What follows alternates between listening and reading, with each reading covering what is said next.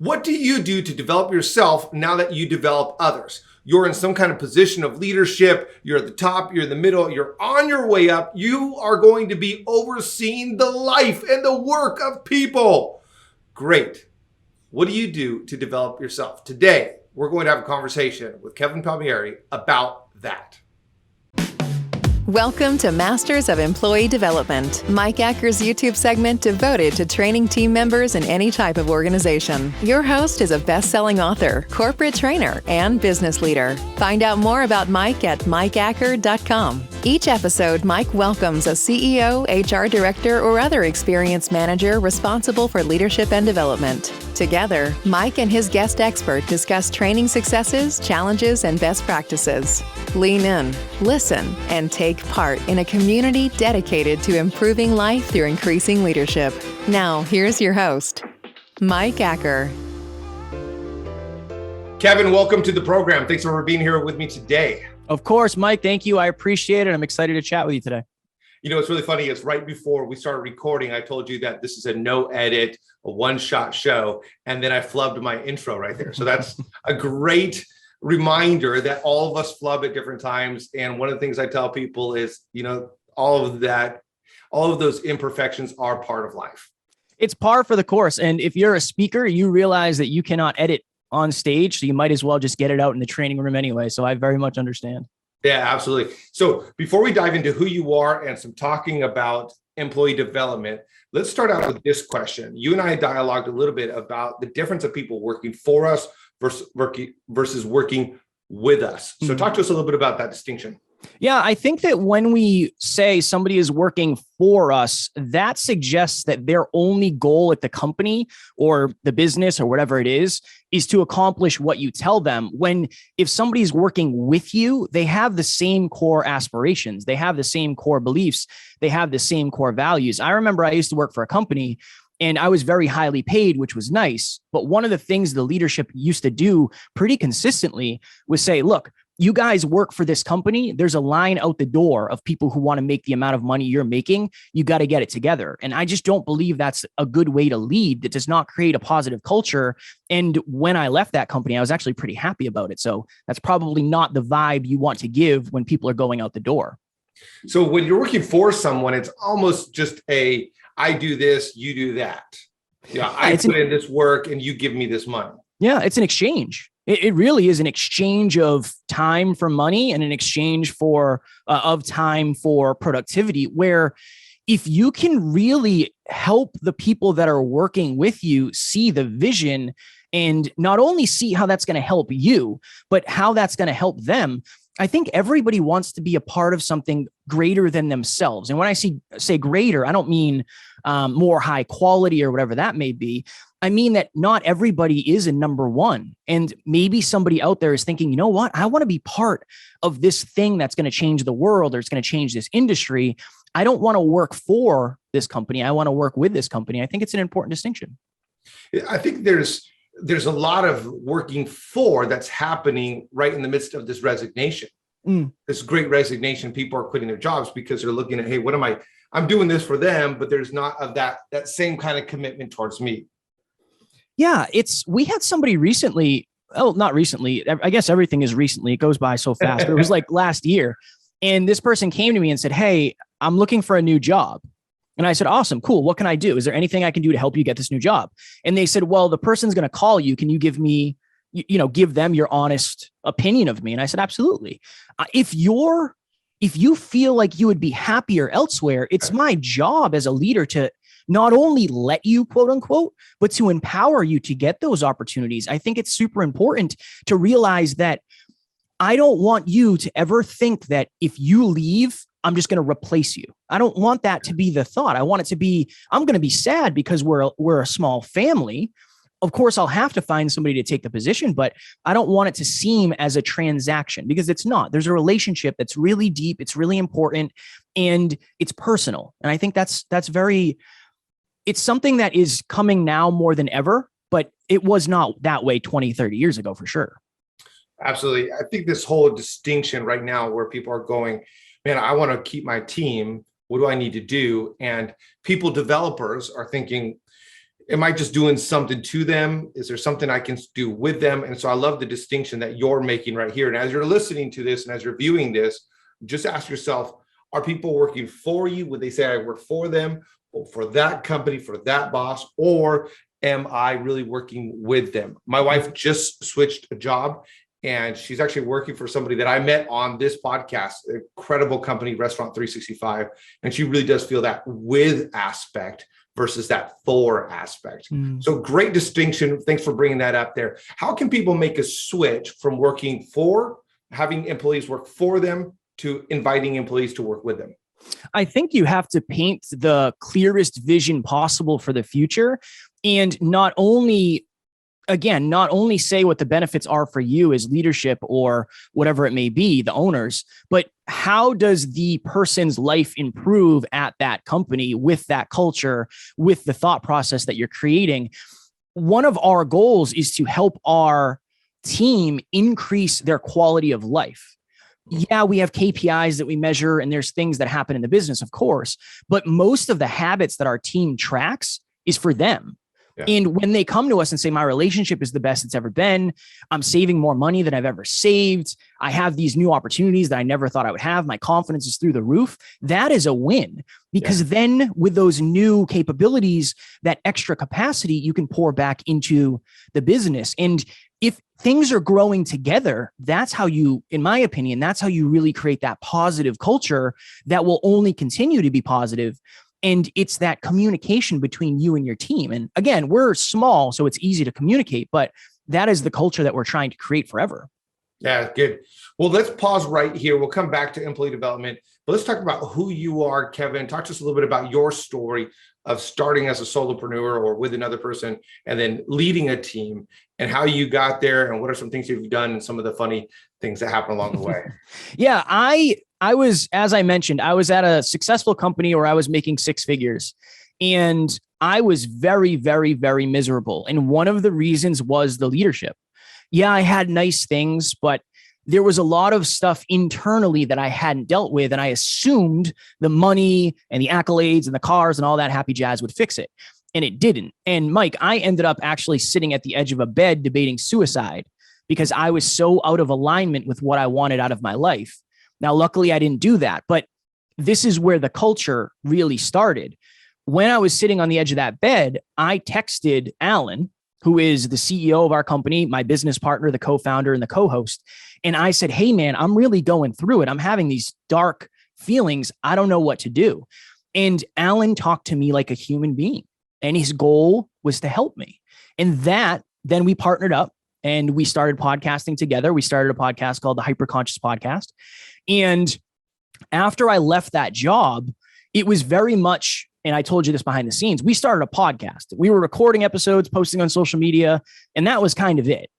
But we had a big goal to bring self-improvement and holistic personal development to the masses. I want it not only to be accessible, I want it to be acceptable. I don't want people to say, what is this, a cult? What are you doing? Why are you tracking your habits? None of this makes any sense. I want people to realize how important it is. So we realized that, okay, this podcast part is so very important. We're up to 7 episodes a week now, but we realized, well, we have to find a team. We have to create a team who not only believes in our mission, but they believe in self-improvement. And that's something that they want to do every single day. And this is how I know the culture is one of the most important parts. 95% of our team came from our community. They're podcast listeners. Mm-hmm. So not only do they know us at a deep level because they listen to our content, most likely we have the same core values. We have the same beliefs. We have the same aspirations. So it makes it very, very, very easy. There's been a lot of different interesting times on this journey for sure. It's your typical entrepreneurial story. My car broke down. I couldn't afford to get it fixed. I couldn't buy Christmas presents for my fiance 2 years in a row, which was absolutely brutal.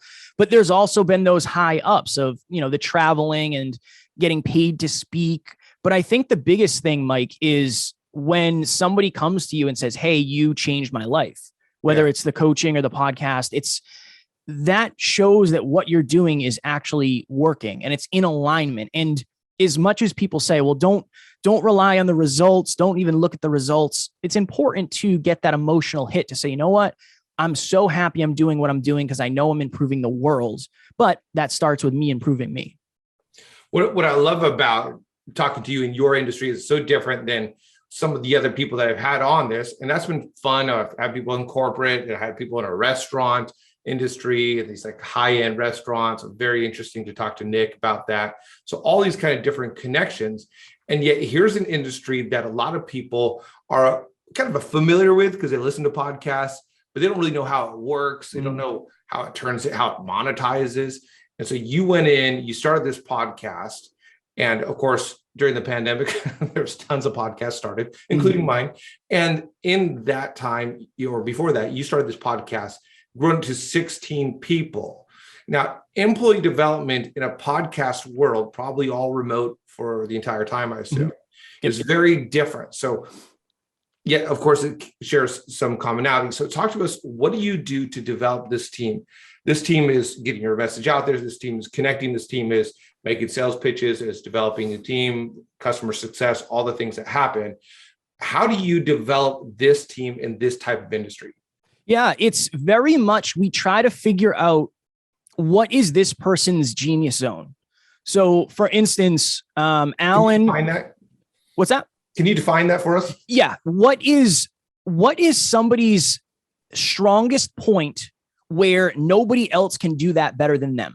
Yeah. So there are very few things that we can't have somebody on the team do instead of me, but they can't be on this interview right now. This is my area of expertise. Me podcasting is the best use of my time. That's my quote unquote genius zone. So when Alan was looking for a couple of executive admins, the question was, who is very sweet, very heart driven, and very good with people? And that was the start. That's how we started the conversation. And then it was, okay, who is somebody who wants to learn? They have a hunger for knowledge. They are comfortable getting outside of their comfort zone. So the first thing we look at is, what is your area of expertise? What is your genius zone? We had somebody in an interview, we said, what are you really good at? Like, tell us about you, brag a little bit. What are you really good at? And he said, honestly, I'm not good at much, but I'll work really hard and I'm willing to learn anything. And it was like, you're here, you're on, because you're humble. You have humility. That is your genius zone. Your genius zone is self-awareness and humility. And that person is very, very, very consistent. So I think the through line of what we've done is, I have been in the position that basically everybody on our team has been. Yeah. I was an emotionally driven human being who never anticipated being part of a company like this. And I understand how I used to think. I understand my fears. I understand how certain words are received versus other words. And I've been able to help Alan, the CEO, communicate better. So I told you this in the beginning, Mike.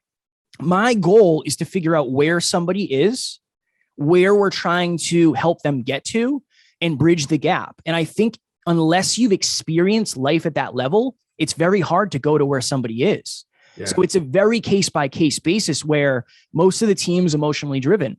I am an emotionally driven human being who just happens to be part of a business that doesn't seem so much that.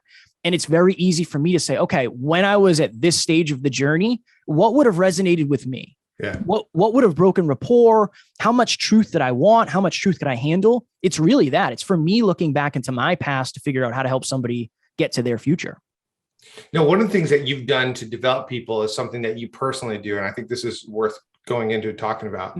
I love the humility that you approach with this, and you're bringing people on. And you're very much a core value aligned company. And I've talked about that with some people. And of course, there's lots of things on that. Patrick Lencioni, somewhere in the background right here, writes a book on the advantage and the values. And so fantastic. One of your values is this openness, this transparency. How would you say that? How do you guys codify that? Vulnerability. I want you to feel comfortable telling me the truth, because if we can't live in the truth, we're not going to be able to have the impact you want, or we want. I always say this is one of my favorite quotes. The quality of the relationship is directly correlated with the level of vulnerability in it. I really feel that. Yeah. So you have these high quality relationships you're developing as part of the culture that you've developed. You talked about this accountability tracker, or these habit tracking accountability. Yep. Talk to us about your habits first, because you have this 20 habits. And that's way more than, the 7 habits of highly effective people. So talk to us a little bit about it from a personal angle, and then we'll apply it to how you're doing that with your team. Yeah. So I'm very blessed that this is my job. Being a podcaster and being in this business is my job. So I have it set up where every single day I post on social media, every single day I promote the podcast. I'm having conversations with potential clients. I'm tracking my calories. I'm tracking my weight. We break it up into health, wealth, and love because we're holistic, heart-driven, but no BS, holistic self-improvement for dream chasers. That's our brand. That's our through line. So it's broken up into health. So I exercise, I track my water, I track my weight, I track my calories. It's broken into wealth. Every single day, I track our business finances, and we have a bunch of different spreadsheets that we do that in. I'm talking to potential clients every single day, and I'm also trying to eliminate as many non-essential purchases as possible. Those are parts of that. And then under love. Whoa. So you don't have an Amazon account? I do have an Amazon account, but I'll just say I use it way less than I used to, for sure. Because those non-essentials, especially when you have an Alexa and you can just say, hey, pick this up for me, right? I know. Well, it helps me a lot because I get the pain every day of going through and saying, oh, we spent $700 yesterday. Interesting. What did we spend $700 on? Do we really need that? So I have that built-in accountability too, which is very important. And then the last thing we try to account for is love, is relationships. A lot of people don't have successful relationships because they don't focus on them.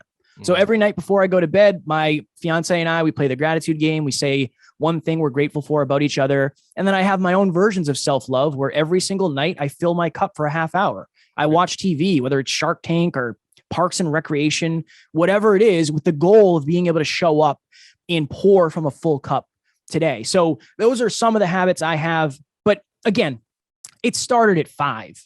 It was 5 simple habits in the beginning. Yeah, I'm up to 20 now, but that has taken a lot of time and it has taken a lot of discipline and consistency, to say the least. So if someone's listening thinking, okay, I, as a people developer or someone who wants to be a people developer, let me start developing myself. Yeah. And I like this idea of a habit tracker. What is something that they can start with? Give us 5 and give us a method. Is it on your phone? Is there an app you use? Is it something you created? What do you do for just habit tracking? Yeah. For us, it started in Google Sheets. It's literally just a Google Sheet that has it. We have an app called Optimal that's being designed for this because most people don't want to get into Google Sheets and it sucks on your phone, honestly. So so that's where we did that. I think for most people, it's simple. It's if you're out there and you're not tracking your weight every day, or you're not tracking the amount of calories you're eating, or you're not exercising for 30 minutes a day, and this is me being heart-driven, but no BS, you're not the most effective leader you could be. Sure. You're just not. So those are 3 there. Again, going into tracking your finances, track your own personal finances. Even if you're wealthy, why not? You're going to be wealthier if you do it. Yeah. Right. Eliminating non-essential expenditures, super important for any business or person. And then I would say, do something every night for your partner and yourself. Have a deep conversation. Say something you're grateful for about each other. I guarantee those small things make huge changes. They make huge changes, especially if you've never done them before. And what I've seen is most people aren't doing that. And no matter how successful they are, it doesn't mean you're successful in all 3 things. It doesn't mean you're successful holistically. And that's our genuine goal. I don't want to be wealthy and out of shape. I don't want to be wealthy and out of love. I don't want to be super in love and broke. I want to have it all because I think that's what a well-rounded life is. And I think that's helping with fulfillment. You have to have a well-rounded life with a bright future that you're growing and contributing towards something greater than yourself. I think that's what fulfillment really is. Interesting. My friend and I, Steve Gutser, we wrote this book called Lead with No Fear. And a lot of the leading with no fear is really these shifts that we make within ourselves. And we actually put in there the classic balance wheel, our take on it, 6 different buckets that you need to fill up, basically the same ones that you have, but maybe expanding on a couple of them. And really, it's hard to find that holistic aspect. I was just talking with somebody for the podcast that will air a couple of weeks before this one. And he said, look, I know there's these 5 different areas I need to work on. I'm focusing super concentrated focus on these two and killing it. And these three over here, I'm just doing my best. I like that approach. He's aware of these areas of growth, but just due to the time and everything, he's saying, this is where I'm going to kill it. This is something I'm going to focus on. So I love this approach that you have on yourself. Talk to us about what this looks like to do this with team, because you can't necessarily really make it a part of their KPIs to work out or to romance their spouse or their significant other. So talk to us a little bit about how you do an accountability tracker for somebody else. Yeah. So this is what we do. All of the KPIs are business associated. So say for example, we have somebody on the team named Laura. Laura, her main KPI is the amount of podcasts Kevin goes on. Awesome. Love that. But everything else, and there's a couple other things for the business, but 80% of her habits are for her. 80% of her habits are for her future. They're designed to make sure her relationship, her health, and her bank account are increasing. And when she does her weekly or bi-weekly calls with Alan, who's the CEO, we're talking about business, but we're also talking about, hey, last week, I see you got 75% for an average. How do we increase that? You didn't exercise as much as you said you wanted to. What can we do to get that number up? I think it's one of those things where companies and corporations, they'll give you a benefit if you exercise, right? They'll say like, hey, we're going to do this if you exercise. Awesome. But they don't help you exercise. There's no accountability built in. So we try to build in that accountability because we realize that if you're working with us, we want your life to improve just as much as ours is, because that's fair. We feel like that's fair. And Alan and I are very consistent human beings. So when you look at my peak performance tracker and I'm getting 100% every day, that makes you realize like, okay, Kevin's doing it. I can do it too. Kevin's busy, just like I'm busy, and he has a bunch of things going on. So yeah, most of what we measure in terms of the KPIs are for the team, but the total productive output that we measure week to week is more about their habits and the results that they're getting in their lives, because we want to make sure that's improving at the same rate as the business. And they're doing that themselves. They're not having someone externally say, you need to weigh this amount. Correct. And such. It's all based on them setting goals, and then we try to help them reverse engineer the finish line. So yeah, it's all up to them. They can change them whenever they want. They can do 6 habits if they want. They could do 9. They can do 12. But it's all up to them, and with the hopes of helping them get to the next level of their lives as well. It's very interesting because I get hired to be an executive coach and I get to work with some incredible people. And some of the things that you're talking about is essentially what we're saying right here. You come up with this. I'm not going to externally say that this is what you need to do, but I'm going to help you come up with this right here. And then in the way, one of the things I do when I ask them, I say, how do you like to be coached? Some like it more in your face, some like it more just kind of question, more relational, but I'm helping them get through their essentially a habit tracker. So you're doing executive coaching in this way for your team alongside of the typical leader employee coaching. Yeah, the team is getting the benefits of the same level of coaching our clients do. Honestly, even at a deeper level, because there's more vulnerability and it's easier for us to connect to certain things. So I think that we have a deep belief that we're only going to grow to the level of our team. I mean, our team is such an important part of the business. It's important. It's so important that it's well worth our time to be on the phone with them or on Zoom with them, because we know it's helping everything. And I think the deeper thing is we have a very high retention rate. I mean, we've had people that have been here for basically since the beginning of the podcast. I started the podcast in 2017. We've had people on the team since 2018, and it's been wonderful. And there's been so much growth. And I think that when you realize something is benefiting you, you are more likely to pour into it, and vice versa. Yeah, that was a good point. Now we mentioned coaching here, and I know that that's part of what you do. It's one of the ways that income is generated for the company. Let's talk about the starting point of coaching, because now this is as coaches, we coach external people, and I do a lot of communication coaching. You do a lot of podcast coaching, business coaching. So we're all in these coaching environments. But like we just said, if you're a boss in a corporate America or in a small business or whatever level you are, you still have these people that you're coaching. So what is the starting point of coaching? I would say in terms of getting somebody results. Yeah. First thing is having the clarity to understand what somebody wants in the future. What a coach does at the simplest form is they reverse engineer an outcome that you're not necessarily aware of how to reverse engineer. So it's always that. It's, okay, what do you actually want? And then somebody will give you some sort of answer. And then the first thing I try to do is check in with that. Okay, so you said you want this. Let me raise your awareness to, from my experience, what that will take. Do you still want that? I had a client one time, Mike, who said, I want to be an orthodontist and I want to have my own practice and I want to help people with smiles. Something about an amazing smile makes me so happy. And I said, awesome, love that. I said, all right, what do you value as a human being? Like, what are your main motivators? And he said, freedom. I want time and freedom to travel anywhere in the world. And I said, okay, I love that. Just a heads up, you're going to have to go to dental school. And I have a client who is an orthodontist who has one of the most successful practices in the country. You're going to have to go to dental school, and then you're going to have to do years and years and years and years and years of building this practice. Are you okay with potentially not getting that need of travel and freedom and, that sort of thing met? And that person changed their career choice in that moment. And he invested heavily into real estate. And now he has successful real estate properties where he can go do whatever he wants. But that's... Well, he's got to maintain those real estate properties. Yeah. Luckily, he can pay somebody else to do it, which is wonderful.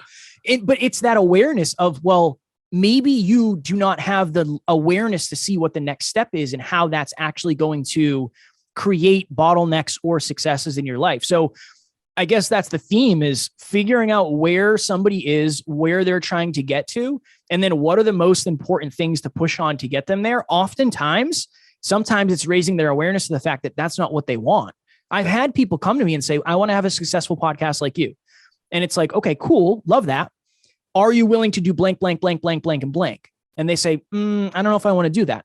That's fine. I don't want you to do anything you don't want to do. But I also don't want you to do anything you don't want to do. Right? It's like, that's the important thing. I don't want you to trade in your family life for a success that you think you want, and then find out that you actually didn't want that the whole time. So I think there's a responsibility in coaching too, that not only do I want to help you get the goal that you want, I want you to realize whether or not you actually want the goal you think you want. It's a good parallel to this is fitness. I remember when I hit 30, I thought, you know what, I'm going to go back and get a six pack. And then I really thought about what I need to do to get a six pack. I thought, it's okay. Six packs are overrated and I don't need one anymore. So, or was it 40? Anyway, somewhere in there. But it's very interesting that question. Now, you mentioned earlier, even before we talked about that, really a starting point of coaching is where you currently are. Why do you think that this is overlooked? Yeah, because I don't know that people have studied the human condition and understanding that usually where people are is a direct result of the identity that they've had.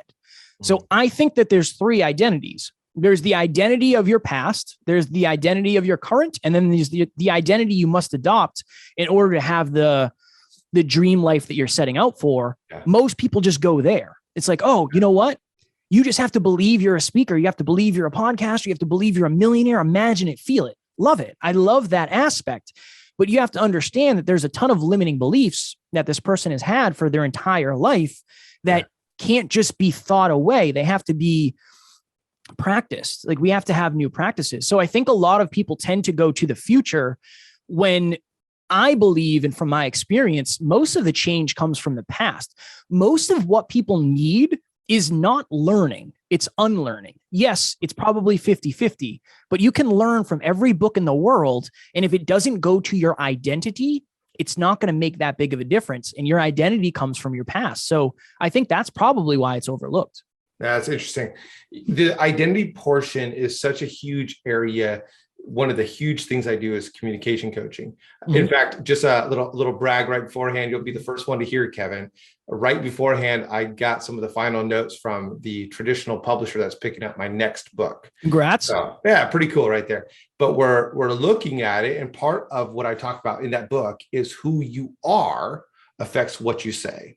that a lot of your identity affects what you say. And what you're saying here is to get to where you need to be, really who you have been and who you are right now is something that you need to think about. You need to come to terms with. You can't jump to this different identity without taking in stock what you have. Yeah. Well, I love this. This is fantastic. Who has coached you along the way, and what have you learned? Because as coaches, I think it's important for us to share kind of that journey a little bit. And for anybody who's out there, you're a manager, you're a leader, you want to be a leader, maybe learn something a little bit of what you need as a coach, just as Kevin shares his story. Yeah. So in the beginning, Alan had a lot of millionaire mentors and none that anybody would know. But one time, Alan and I went to New Jersey because somebody that we looked up to, David Meltzer, was speaking. Oh, yeah. And we ended up meeting Dave and having a 3-hour conversation in this Q&A. And he ended up coming to Boston, and we lived like an hour outside of Boston. And we said, hey, can we interview you? And we were waiting for an answer. And we just booked a hotel room. We said, look, if he says yes, we're going to do it. If not, we're going to be out $400. It is what it is. And he came to Boston. We literally took one of the beds and put it on top of the other bed and made a mess of this hotel room and interviewed him in person in Boston. And then he started coaching us shortly thereafter, which was wonderful. I mean, we were on his podcast like 20 something times. We had some calls in front of the scenes, behind the scenes. That was super impactful. That helped me understand the long term. I was never a super future oriented human being, and my ability to look into the future was not very good. And I remember one of the questions I asked him when I was broke, I said, Dave, I'm broke. What do I do to make more money? And he said, Kev, you're focusing on it too much. Like, don't stop worrying about that. Go build the business. And I was like, okay, cool. I don't know what you're talking about, but I appreciate the advice. In retrospect, it all makes sense. It's like, yeah, I was focused way more on the lack of what I didn't have than on the abundance of what I was creating, right? That was super, super powerful. Evan Carmichael coached us for a bit, and he actually convinced us to change our name from Hyperconscious. Our podcast was called the Hyperconscious Podcast. And he said, you guys are awesome interviewers, some of the best I've ever come across. I don't know what your name is. I don't remember the name of your podcast. You got to change it. So we ended up changing it after a couple of ego flares saying he's wrong. He doesn't know what he's talking about. He knows what he's talking about. He's Evan Carmichael. So those were two of the bigger coaches that we had that made the biggest impact on us. And I think when you have somebody who is quite literally living your day to day or living your dream every day, you hold that advice heavier than you would somebody else. And it makes you question yourself. I think that as an entrepreneur, as a business owner, as the head of something, we're surrounded by people who kind of follow our lead. And you need somebody to ask you questions that you have trouble answering, really. And that's what those mentors did for us. They made us question our existence. They made us shift our paradigm. And then that ended up shifting our results as well. What's so easy to happen is as you become a leader, you become a manager, you have that pay raise, you have that position, you have that status, or you get to the CEO level. Several of the people I get to work with are just these phenomenal CEOs. And there can be a sense of who leads me. A lot of managers, mid-level managers, aren't led well. And so yet they're trying to lead well, but they're not led well. Yeah. And a question I would pose to everybody listening and viewing is, who leads you? Who guides you? I mean, you're tuning in, so you're trying to get some external coaching. I used to do that. I used to get tapes sent to me, and I would listen to the tapes as I would drive and take notes. And these external mentors. One of my best mentors I've never met is John Maxwell, right? Same. I used to be this tape thing. But for you, who are you seeking out as you're listening to this, or who are you getting coaching from? Kevin, let's just brainstorm for the audience here for a moment where some people could get some coaching from, some free, some personal coaching, maybe some paid coaching. Where can we direct people? Oh man, I'm a huge fan of Donald Miller. Donald Miller has a bunch of books, Business Made Simple. I think Communication Made Simple. He's got a ton. He's got some great content. And I think he's one of the people who just gives you all of it. He just says, here's all I have, take it and run with it. He's been impactful in terms of learning from me. I always go back to the old school, Jim Rohn. I go back to Jim Rohn, John Maxwell. Those are well known, but those are kind of my favorites. I would throw this one out there. The 4 Tendencies. There's a book called The 4 Tendencies by Gretchen Rubin. I believe that will help you understand the people that you are working with better, which will then help you lead more effectively. Fantastic. Along with that, you can reach out to, and I'll let Kevin talk about him and what they do. It might be a fit there. There are paid coaches that you can get a hold of.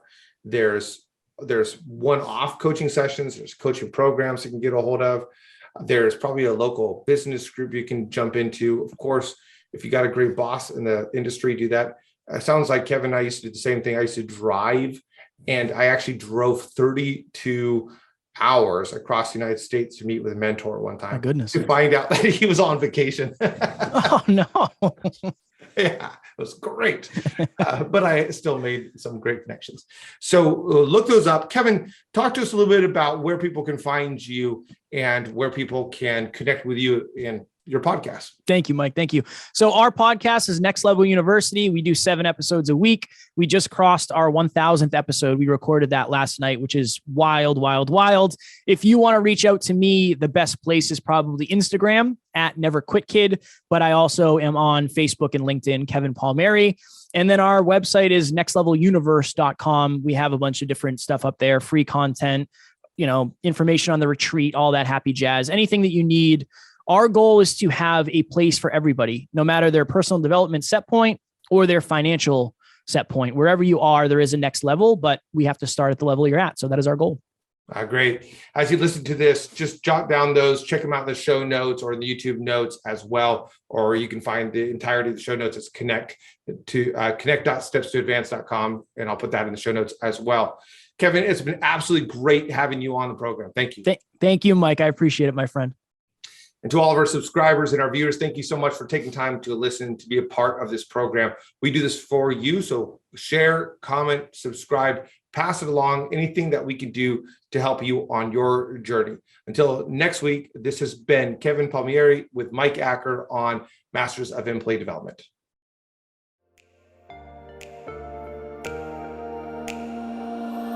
Thanks for listening to Advance with Mike Acker, a podcast designed to provide an edge for leaders through improving practical leadership skills and increasing confidence in speaking. Mike is a best-selling author and business owner who has helped many leaders increase their skills and their confidence, propelling them to new heights in their personal and professional endeavors. Join an incredible group of professionals taking the steps to become better leaders at connect.stepstoadvance.com. Don't forget to rate, review, and subscribe so you never miss an episode.